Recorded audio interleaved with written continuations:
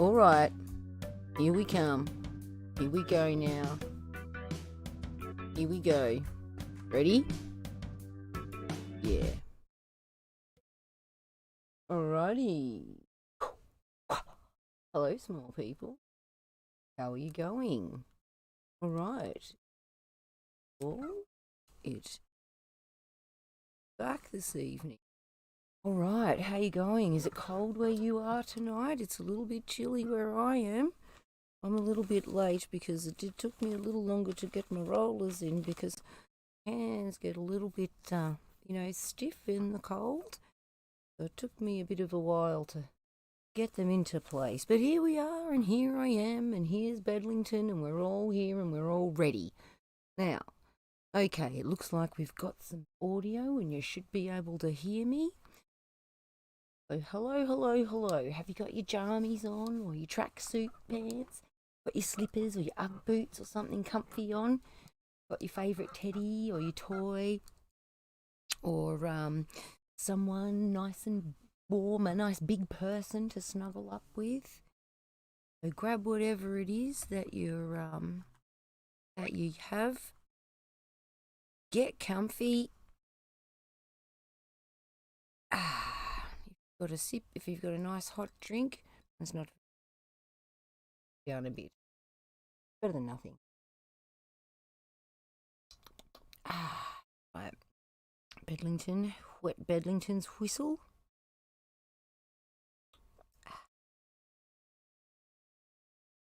Right.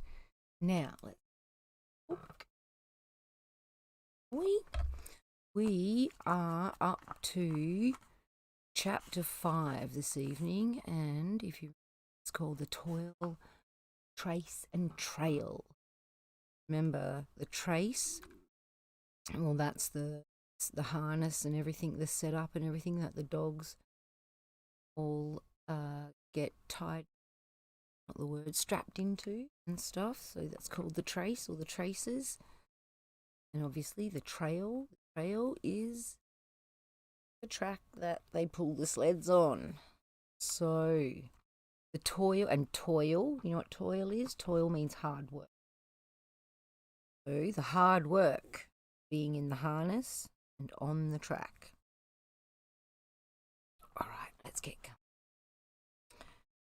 30 days from the time it left Dawson, the saltwater mail, with Buck and his mates at the fore, arrived at Skagway.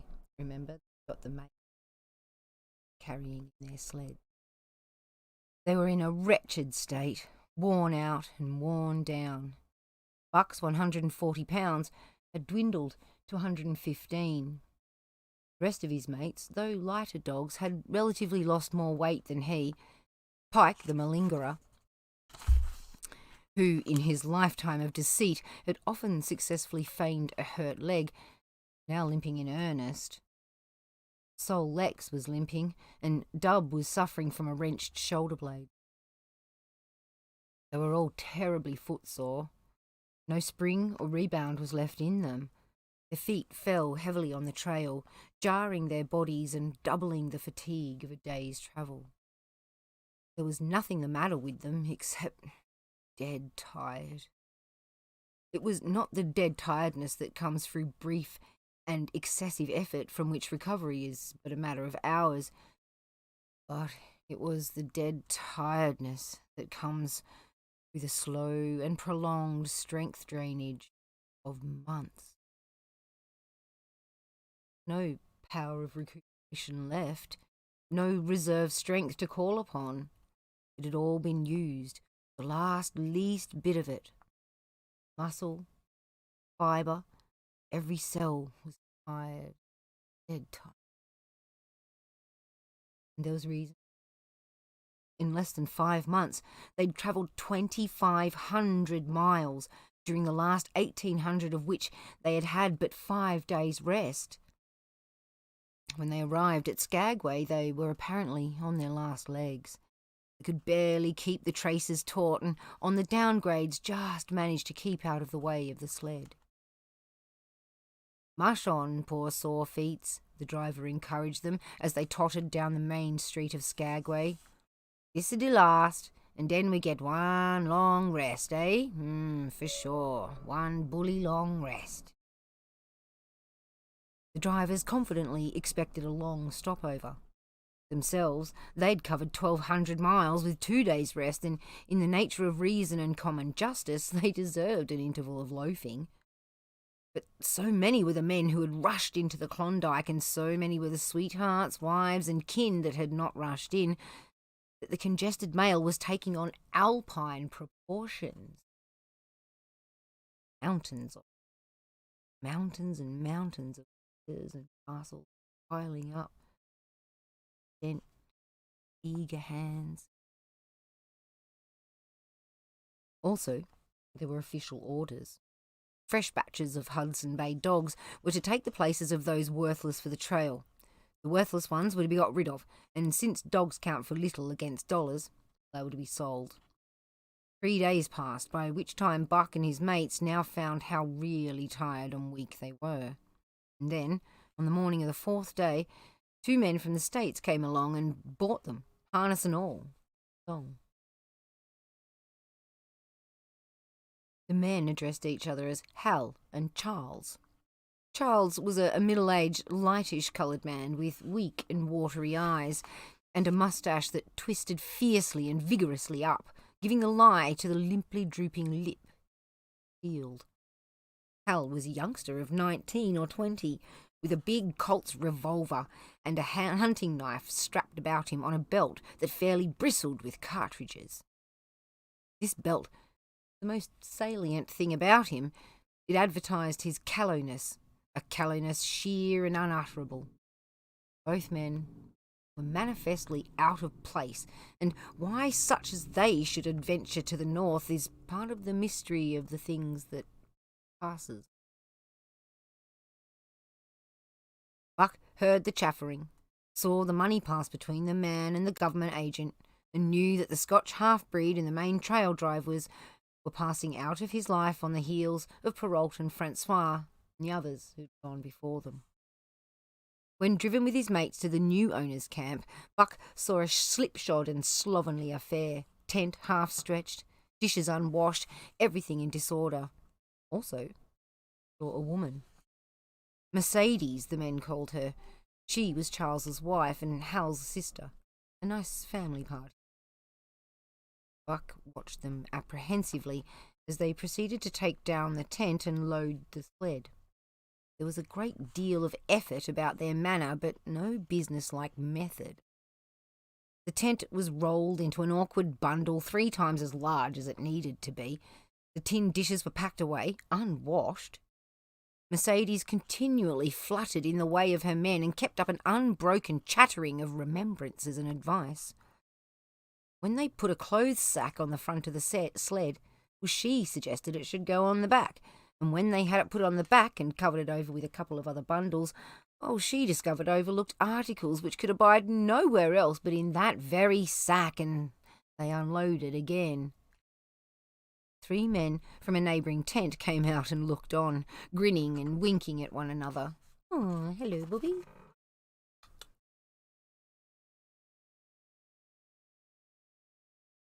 Something to eat. Eat me.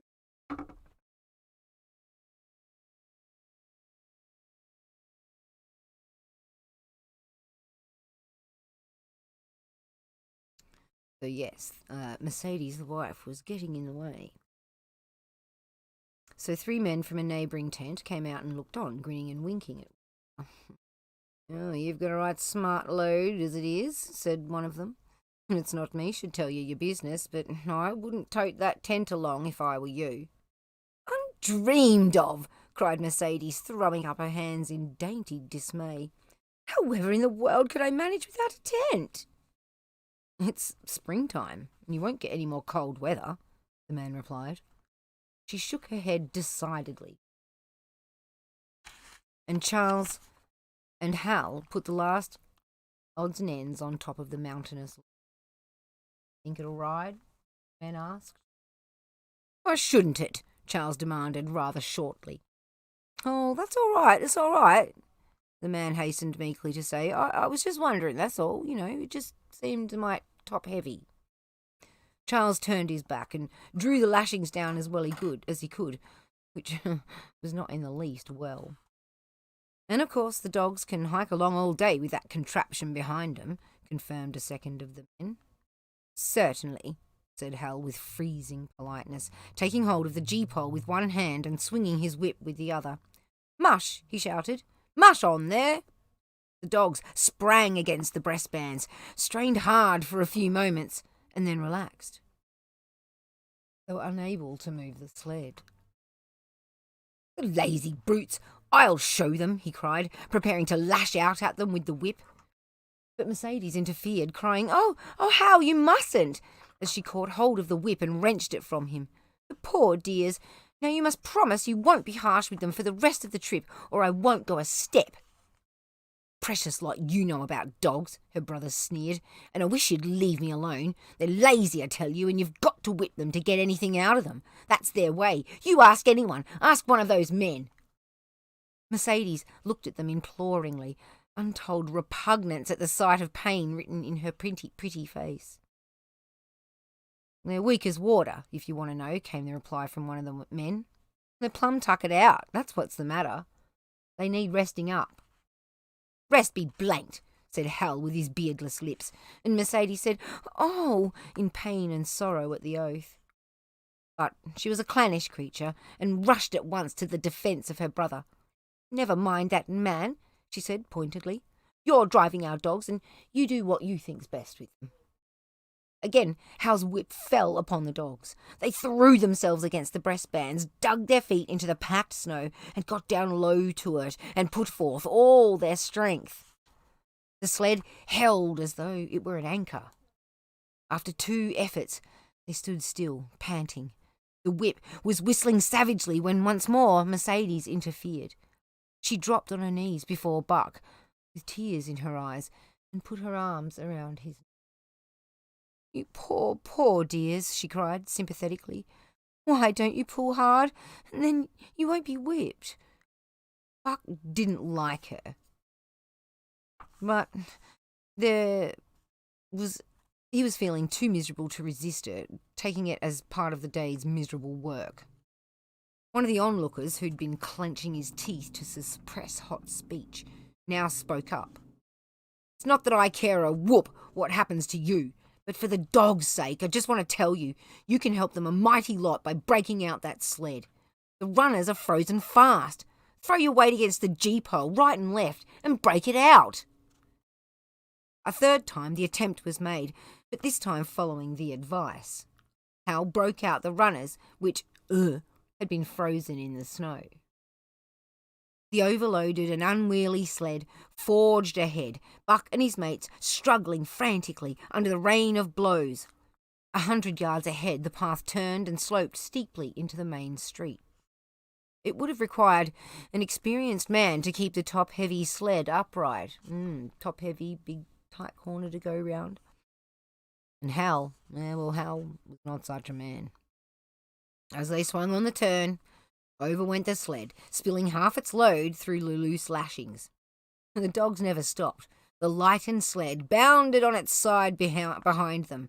They were angry because of the ill treatment they'd received, and their unjust load they were towing.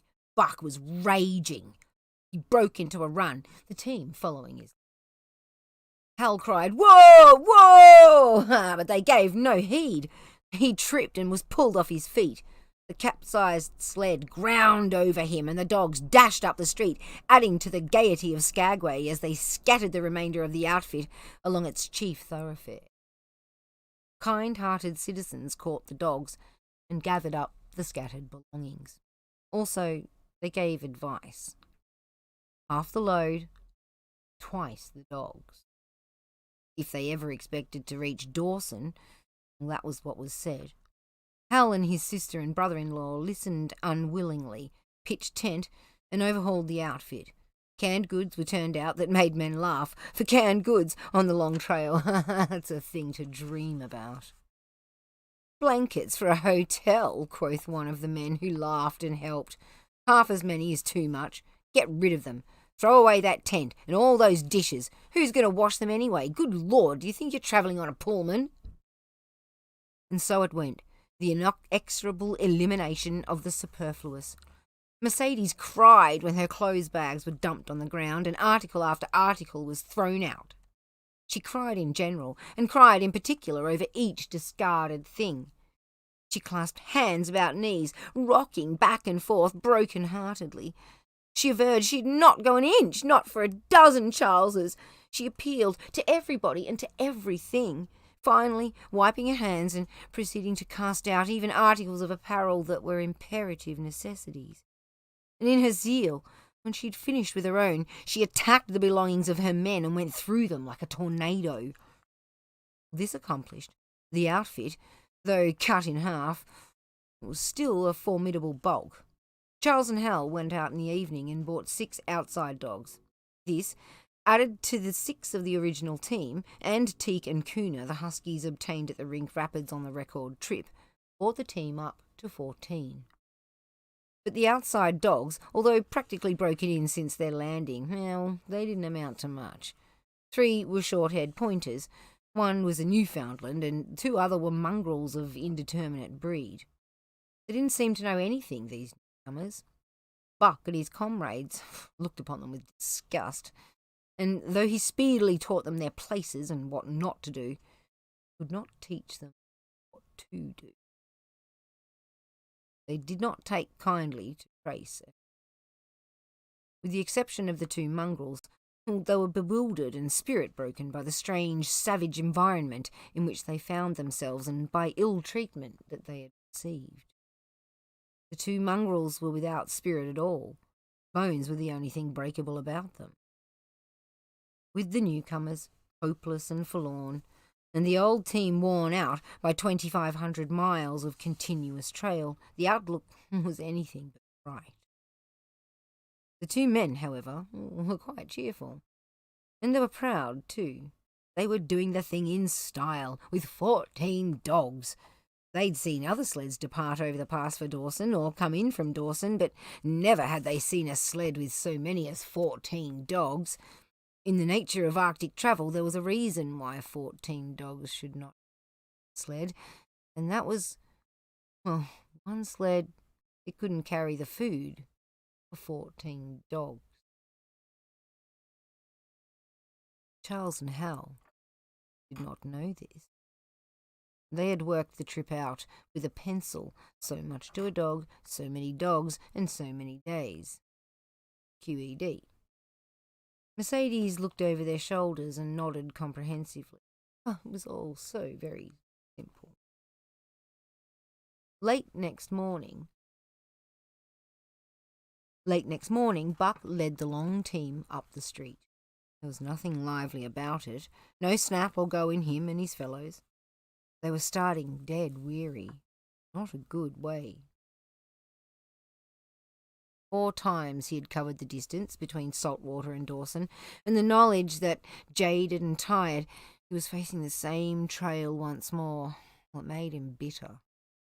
His heart was not in the work, nor was the heart of any dog. The outsides were timid and frightened, and the insides without confidence masters. Buck felt vaguely that there was no depending upon these 2 men. They did not know how to do anything, and as the days went by, it became apparent that they couldn't learn. They were slack in all things, without order or discipline. It took them half the night to pitch a slovenly camp, and half the morning to break that camp and get the sled loaded in a fashion so slovenly that for the rest of the day they were occupied in stopping and starting and rearranging the load. Some days they didn't even make 10 miles. And on other days, they were unable to get started at all. And on no day did they succeed in making more than half the distance used by the men as the basis in their dog food computation. Food for the dogs. It was inevitable that they should go short on dog food. But they hastened it by overfeeding, bringing the day nearer when underfeeding would commence. The outside dogs, whose digestions had not been trained by chronic famine to make the most of little, had voracious appetites, and when, in addition to this, the worn-out huskies pulled weakly, Hal decided that the orthodox ration was too small. He doubled it. And to cap it all, when Mercedes, with tears in her pretty eyes and a quaver in her throat, could not cajole him into giving the dog still more, she stole from the fish sacks. She stole from the fish sacks, fed them slyly. But it was not food that Buck and the Huskies needed. And though they were making poor time, the heavy load they dragged sapped their strength severely.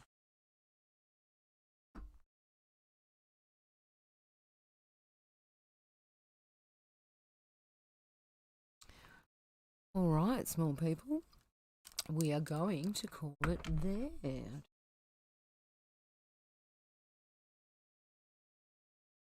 Oh, things are looking a little dire, aren't they? These people don't really seem to be life in the wilderness. You ever been out to the bush or gone camping or been out to the wilderness, the wild wilderness, desert, or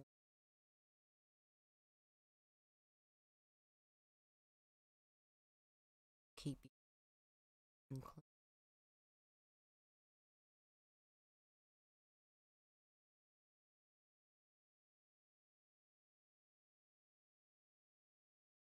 Sorry for poor Buck, yeah?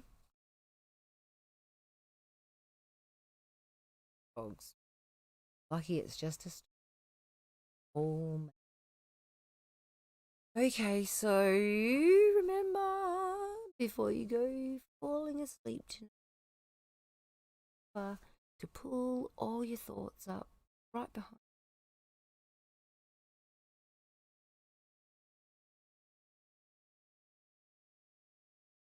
Excellent fun.